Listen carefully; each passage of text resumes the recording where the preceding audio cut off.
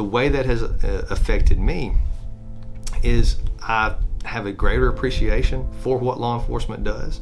Like I said, I've walked in their shoes, literally, and just to understand some of the split-second decisions that are made that really are life and death, that when you come on this other side and we talk about it in a courtroom for 3, 4, 5 years, I mean, we're dissecting a 1,000 different ways a decision that was made in the blink of an eye that resulted in whether life or death happened. My name is C.J. Robinson. I'm the Chief Deputy District Attorney for the 19th Judicial Circuit.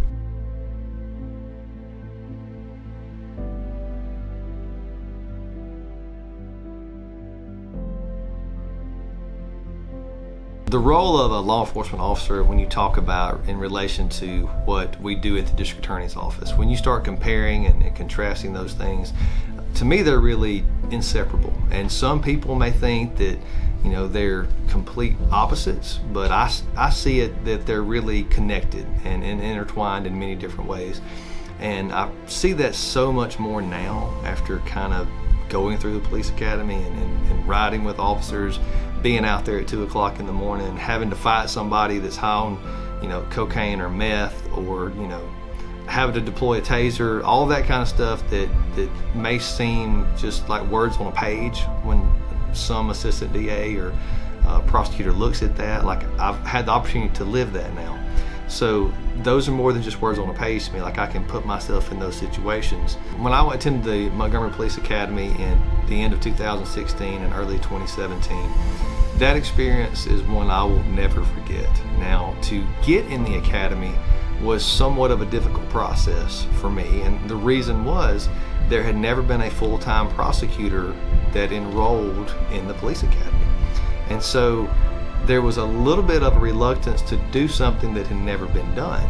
And a lot of people up front had some concerns about that. But every person I met with and discussed why I was motivated to do that, every single person at the end of that meeting felt like that we were going down uncharted territory, but we were doing a good thing. Officers are extremely important. As much as we are voices for the victims, we are also a part of what law enforcement does. We could not do our jobs without law enforcement's cooperation. We are all brothers and sisters in this together. We're all pushing for the same thing. I do think that